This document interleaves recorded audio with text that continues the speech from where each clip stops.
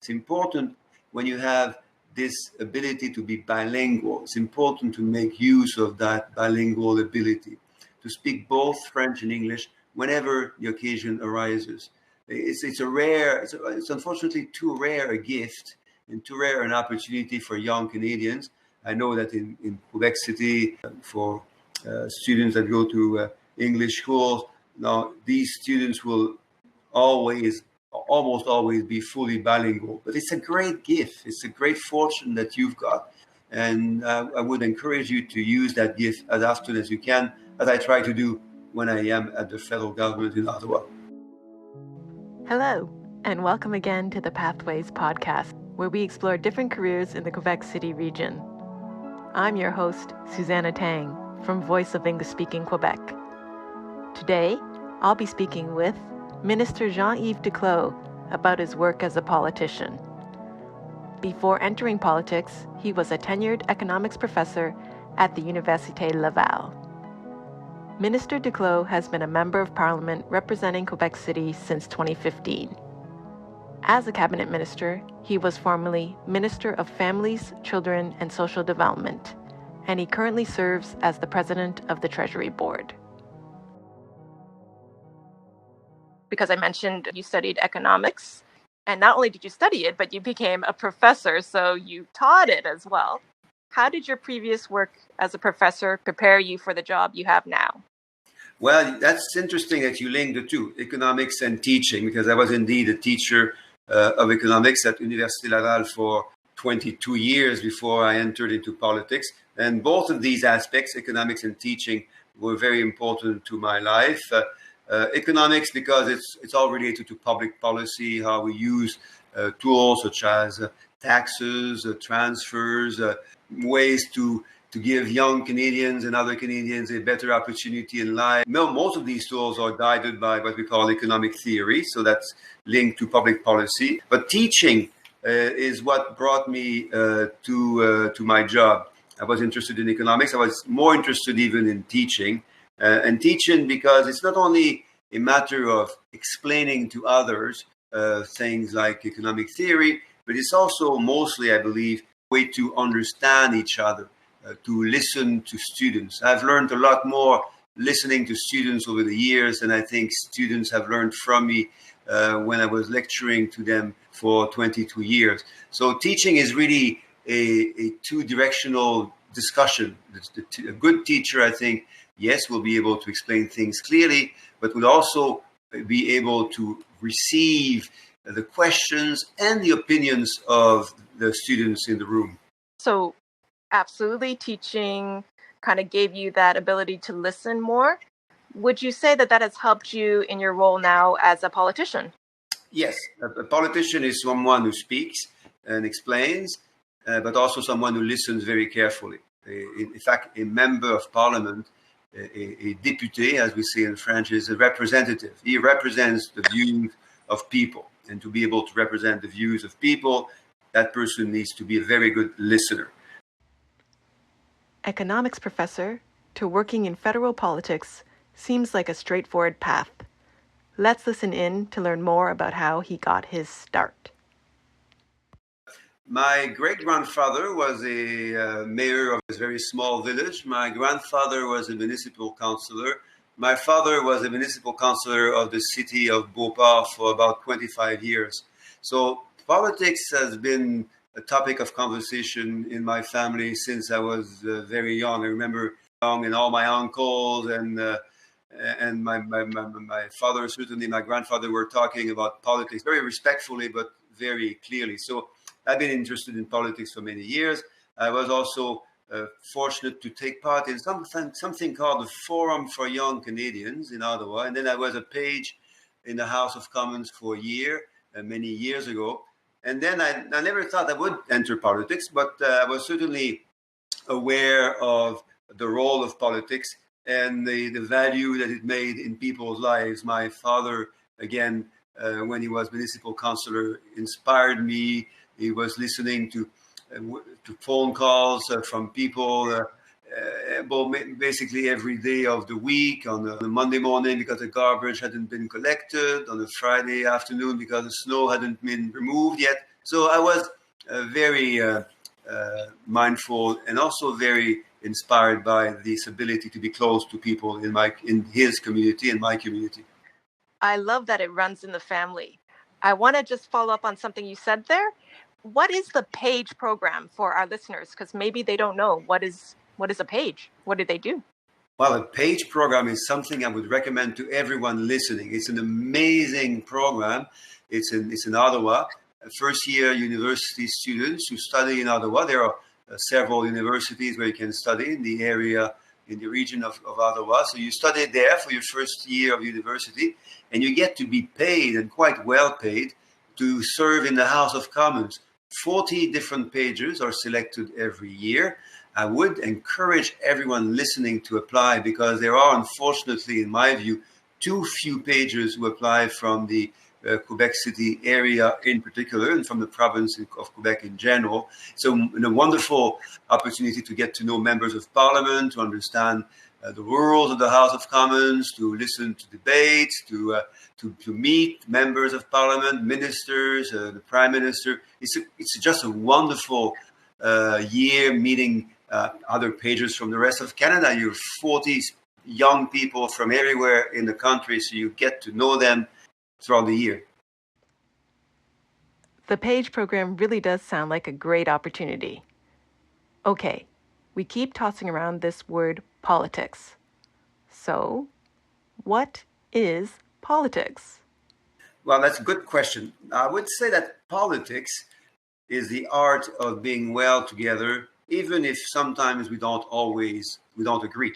So it's like a big family. We live in a society. A society is a big family.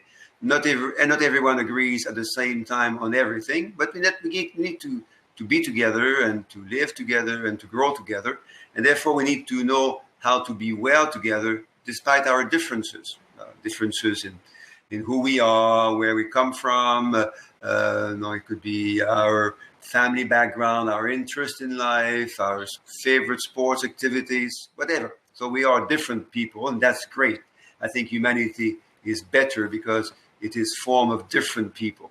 But to be different also brings challenges. How do we find common ground when we don't, as I said, always agree on everything? So the art of politics, again, is how to be well together, despite the fact that we may be different from each other.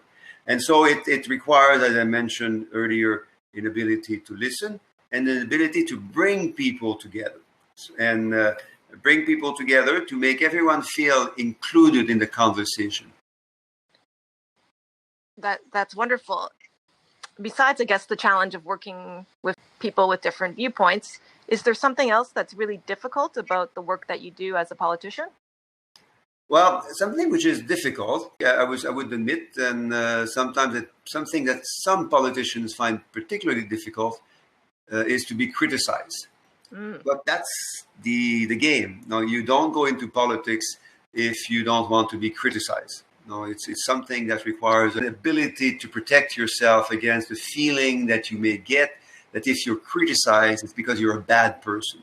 No, I think criticism that you receive, you should, as much as possible, see it as constructive criticism, despite the fact that sometimes the criticism you receive is formulated in an angry manner, is made in a manner which can be personally offensive. Although that's difficult to do, again, you need to and you want to see criticism as something positive to your job. But that's not easy to do.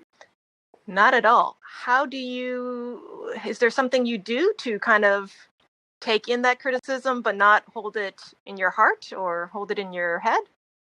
Well, the most important thing that helps me is to remind myself every day that I find my job to be important. And you can't do this job if you don't believe that your job is important. I think it's true for all jobs. No, whatever job you do, to do it well, you need to believe that it's important. And that's true in politics as well. So reminding myself that my job is important for the welfare of thousands and tens of thousands of people is the way that I use to protect myself against not welcoming criticism. So I welcome criticism because I think that if I am criticized, it makes me better at serving others. And I guess some of that criticism is necessary because that's why we have democracy the way we set it up, and having the other parties there as well. Exactly that. If As we a didn't, balance. that's precisely that. If everyone always agreed, we wouldn't need a democracy. We'd need only one person, a dictator, and he or she would decide for everyone else. But that's not how life is. In fact, it's better to have people disagreeing together with each other, because it leads to lively discussions, and these lively discussions typically lead to better decisions. Now, one of the things we see politicians do is, of course, address the House of Commons. But maybe we don't know, what else do politicians do? Can you give us an idea of the tasks or activities that you do that are more on a regular basis? The most important thing that I need to do, that I like to do, in fact, is to be connected to others, is to meet and listen to all sorts of people. Of course, I do this most easily with my team when I am in Quebec City. So it's to go and see people where they live and where they work. Otherwise, it's distance. So it would be phoning, reading, writing.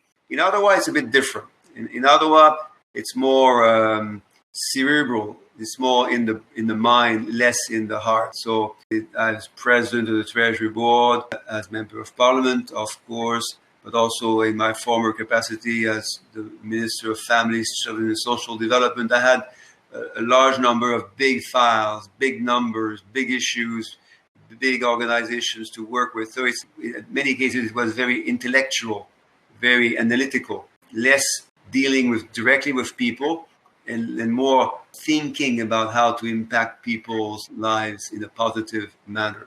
So I need to be both, and always with the assistance of my team, both grounded in people, particularly when I am here in my riding of Quebec, or grounded in my ability to think about people, to think about their welfare, how to support them all in their challenges and in their dreams of doing good things for themselves and for their dear ones. Being a politician is also about leadership. Here's the minister's take on the qualities of a good leader. I think an effective leader must first have trust in others. So for a leader to be effective, he needs to trust others. Because whatever you do as a leader is the result of teamwork. As a leader alone cannot be a leader. A leader has to be in support of other team members. So trusting others is an absolutely essential quality. So I'm talking to high school students in particular. If you want to be a leader, you first need to develop a trustful relationship with others. You need you to trust in others, for others to trust in you, because trust goes in both ways. Now, it's impossible for others to trust you if you don't trust them. So trust is key in politics, and trust is key in leadership roles. Then beyond trust, you need to care for others. And a caring relationship is important, because in leadership roles, there will always be difficult moments, and you'll go through these difficult moments if you have cared for others prior to those moments arriving. And the last thing I would say is, for you to be an effective leader, you need to bring out the best in others. The others that you will have to rely on as a leader will have all sorts of qualities, and sometimes some weaknesses. So your role as a leader is to identify the weaknesses in others and avoid either reinforcing those weaknesses or insisting on them. It's rather instead to identify the strengths of others, and to build on those strengths, and to make others feel sufficiently confident that they can use those strengths in supporting your role as a leader. I want to finish with this question. What advice do you have for high school students? Well, my most important advice is to be what you are, to be proud of who you are, whoever you may be, and to express that in the most substantial and significant and respectful manner. Be proud of who you happen to be. You're a unique person. You have all sorts of talents that others may not have in a particular way, or just being different from others makes you special and important. And that's all for this episode. Thank you again to our guest, Minister Jean-Yves Duclos, for sharing his thoughts and experiences. We would also like to acknowledge the Government of Canada for funding this initiative. Join us next time for our talk with Olivia Eady about her work as a hairstylist. This is the Pathways Podcast. Signing off. Until next time.